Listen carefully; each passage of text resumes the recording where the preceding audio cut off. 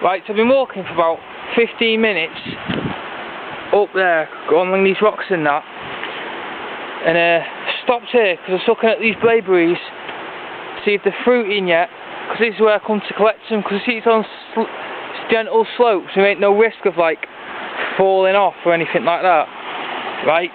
But I've just stopped here and I've just looked in this further up, this like passage of water that goes downhill. I've seen a big fish in there, big one. I've got my fishing rod with us. I can see it, right? You probably won't be able to see this camera, but it's by those rocks there. And it's only got this area, so I have to get my lures out and see if I can lure him in. But, right, I've got wood ants on my feet now. Have I? Yeah. Not biting me yet. Look.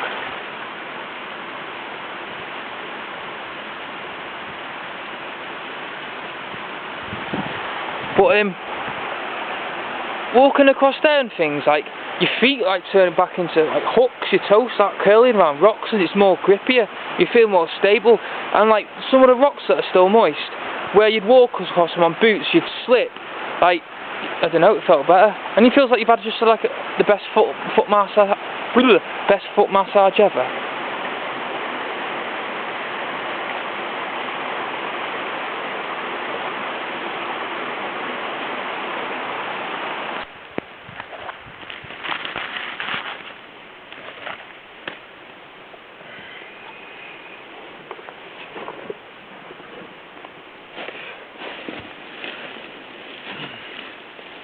Yeah, so that fish got away like, well, it's in such a small space,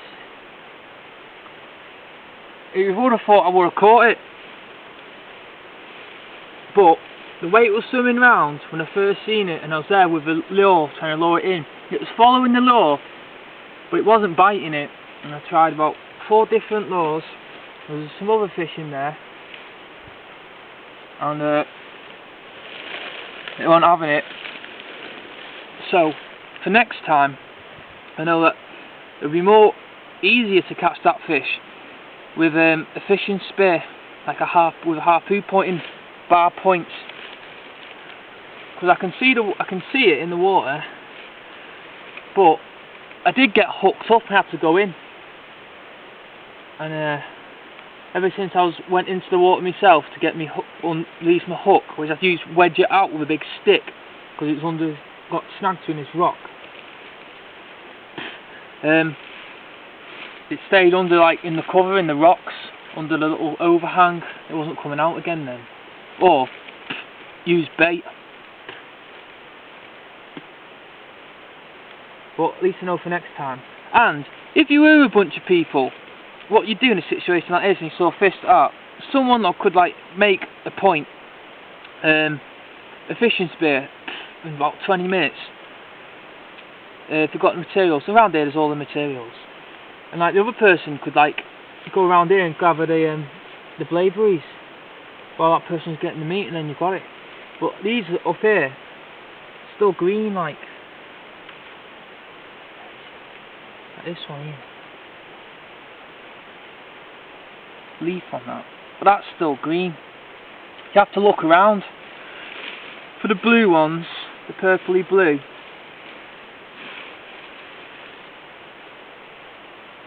But I've got to get myself a comb, a Blaeberry comb.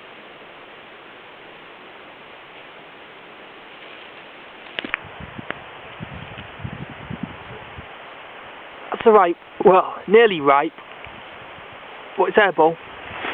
And like you can see on this one, these two. That one's still ripening, that one's ripened up. But if you just come here through with a comb, a fruit comb, you take all the unripe ones off.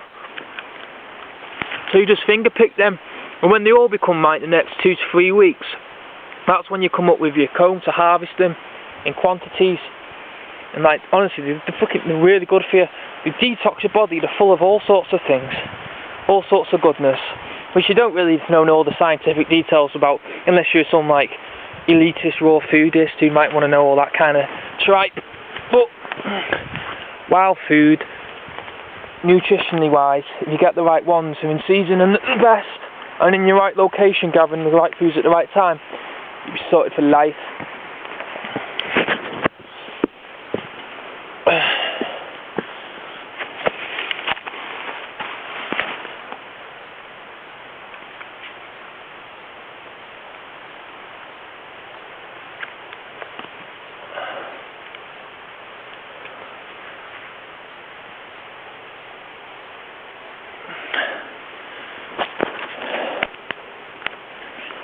I mean, I'm just following like some trail up here, but because you're going uphill through these blaeberries, you can see them from underneath.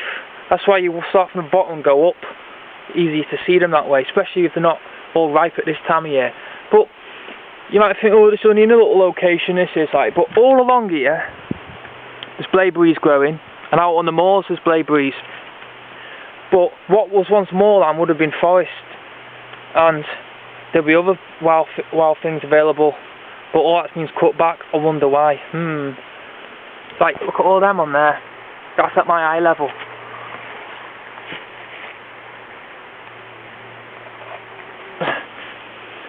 It's like God's laid down some path and says, if you do this, you'll be alright. You won't go hungry. Well, fucking delicious. Anyway.